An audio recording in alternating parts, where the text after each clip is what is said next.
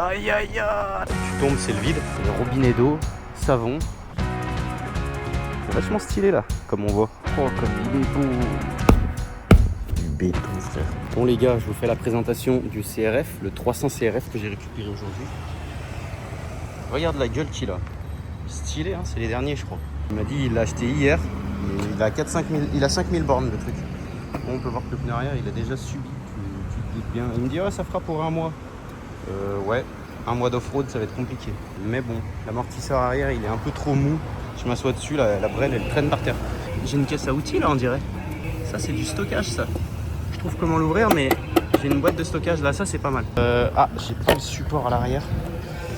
Mais c'est pas grave, je poserai le sac dessus. J'ai mis mon support téléphone d'affi, ça ira bien. Franchement la brelle elle est neuve, hein. Elle est nickel. Mais c'est vrai que j'ai pas l'attache derrière pour attacher le sac. Bon là je suis rentré me mettre un peu à la clim parce que c'est hard dehors, la chaleur me fond sur place. Et en fait je me suis pas rendu compte quand j'ai récupéré la moto, là j'ai fait un check-up quand je suis arrivé là. Il n'y a pas le support à l'arrière. Je vais demander de me mettre le support pour attacher mon sac à dos. Donc je sais pas, je vais essayer d'y sangler sur le carbo arrière s'il n'a pas d'autre support. Déjà elle était censée être rouge avec un support et une ligne FMF. Au final elle est grise et blanche parce que l'autre elle est louée et elle a pas de support et pas de ligne FMF. Bon la ligne à la rigueur je m'en fous mais le support pour attacher le sac ça fait chier. Je suis en train de voir avec lui là, je vais envoyer un message. Je vais aller manger parce que c'est 14h, j'ai pas mangé, j'ai faim. Je suis en sueur, mais passer de la France à la Thaïlande, là il doit faire 30, 35, 37. C'est hardcore, l'humidité et tout. D'ailleurs, je suis allé chez le coiffeur ce matin, le barbeur. Il est juste là, le barbeur. Donc je suis pas allé très loin. Et ça m'a coûté 300 bahts, environ 8 euros. Ça va. Mon choix de casque s'est porté sur celui-là. Il y avait des casques tout terrain, mais il avait pas les lunettes. Et quand il pleut, mon pote, t'es content d'avoir les lunettes ou quand il y a grave de la poussière. Donc du coup j'ai pris un intégral, au moins quand il pleut je suis tranquille. Quand il y a de la poussière je peux me couvrir. Et puis il y a la visière qui est en bon état. Et franchement il est stylé en plus. Premier jour, on est déjà dans des bords de mer comme ça là en Thaïlande. Oh, regarde ça. Comme sur internet mon gars.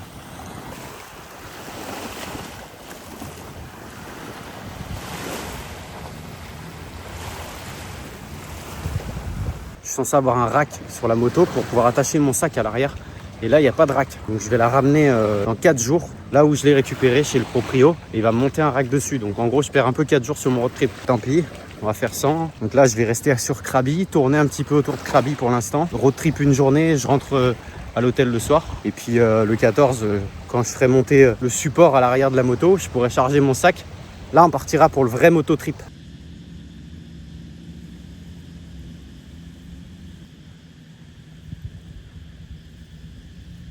Jour numéro 1, regarde, apparition du mode écrevisse. Ah ouais, j'ai roulé en débardeur là.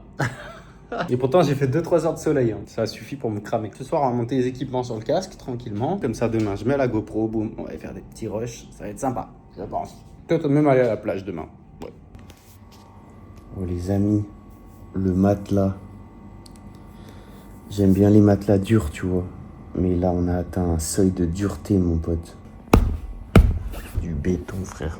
En termes d'inconfort, on a atteint un sacré stade. 6h22, la journée commence bien sagement. Je vais faire mes petites pompes du matin là. Je viens de me lever, histoire de réveiller le corps et l'esprit. Oh.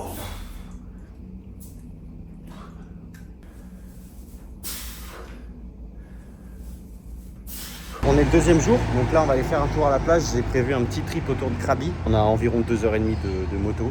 Là il fait déjà 36 degrés. C'est 10h30 du matin. Donc regarde, je te montre comment je suis habillé. Donc là je suis en full pantalon, bottes. Je vais mettre mon blouson de moto, le casque. Donc là j'ai le temps de dire que je vais cramer, mais violent. On est en train de doucement quitter la ville. Là tu vois que c'est des routes ça où tu peux arriver genoux posés par terre, je te le dis clairement. Bon là on est en pneu cross sur la moto. Donc on va éviter de poser les genoux. À la place du blouson j'ai mis de la crème solaire. Le blouson il est attaché derrière moi sur la selle du passager au cas où. D'ailleurs on peut voir les triceps, oh là là, dans le rétro. Regarde un petit peu la montagne qu'on a devant. J'espère que vous m'entendez bien les gars. J'ai pas encore fait les tests micro. Pas trop mal cette 300. Je m'attendais un peu plus violent mais bon, plus péchu qu'une 155 cm3 comme j'avais au Vietnam. 7-Eleven. Les gars, il y a un petit imprévu là. Regardez ce que je viens de trouver. On va faire demi-tour, on va aller voir ce qui se passe. Vous allez câbler. J'hallucine de voir ça ici. Oh la dinguerie. Premier jour de ride, je vois déjà des dingueries. Regarde, Challenger. Aïe aïe aïe, la Challenger frérot. Ah ouais, Taboo TV, je sais pas ce que c'est. 392 EMI, gros étrier Brembo. Les deux espèces de prises d'air noires en carbone sur le capot, justement, c'est pas des prises d'air, c'est des couvercles de gaz. En gros, dessous, c'est un gaz pour faire cuire ses aliments, faire bouillir son eau, tout ça. Panneau solaire et tout à l'arrière. Ah, la folie. On voit qu'il a un support, on dirait un support à drapeau sur l'arrière. Et robinet d'eau, savon. Incroyable la prépa. Allons là où on est censé aller, à la plage. Dans 7 minutes on arrive. Deuxième demi-tour obligatoire les gars. Oh, il y a un 7 centénaire. 80 Series les gars. Regardez ça comme il est prépa. Oh comme il est beau. La couleur, il y a tout. Les jantes dorées. Il y a même la mini échelle qui monte sur le toit. Bleu nuit comme ça. Full ARB, pare-choc arrière. Full acier avec le support roue, le support jerrycan. Il a tout. Il est magnifique.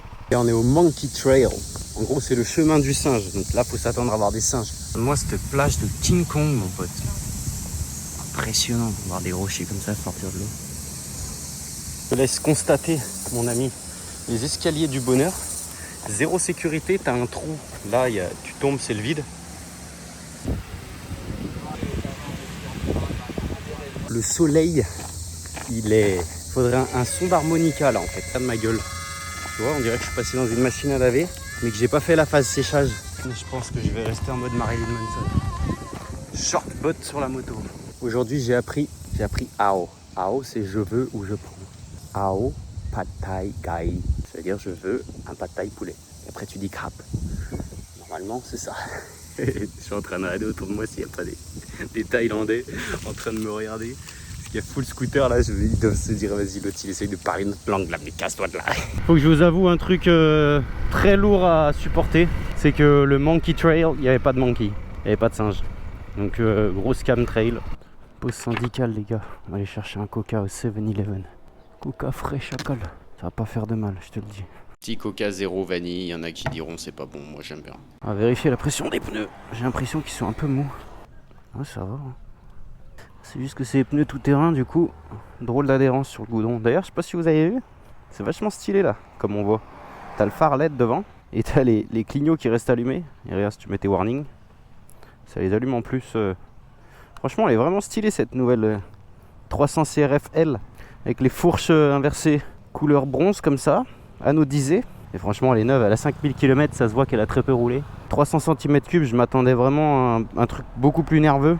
Ça reste un peu rustique, ça reste une moto un peu molle. En gros c'est le 155 XR en plus péchu. Moi je m'attendais, parce que j'avais roulé avec la 300 EXC de chez KTM en 4 temps. Et la 300 EXC était beaucoup plus nerveuse, parce que c'est une moto enduro. Ah, yeah. Alors elle c'est un enduro, mais c'est plus un enduro pour faire de la route quoi. Beaucoup moins nerveuse que le 300 EXC. Ça fait toujours le taf, hein, mine de rien. C'est facilement réparable, c'est coupleux, mais en bas dans les tours, première, deuxième, limite première, tu mets un coup d'accélérateur, elle va pas se cabrer, tu vois. C'est vraiment des rapports de boîte hyper longs. Alors est-ce que le L, ça veut dire long comme la boîte, ou est-ce que c'est parce que c'est une version rallongée, je sais pas. Il va falloir l'emmener en off-road pour voir exactement ce qu'elle vaut, parce que là, sur route, on peut pas trop décrire non plus. En plus, je suis en pneu tout terrain dessus, donc c'est pas sur route que je vais l'exploiter.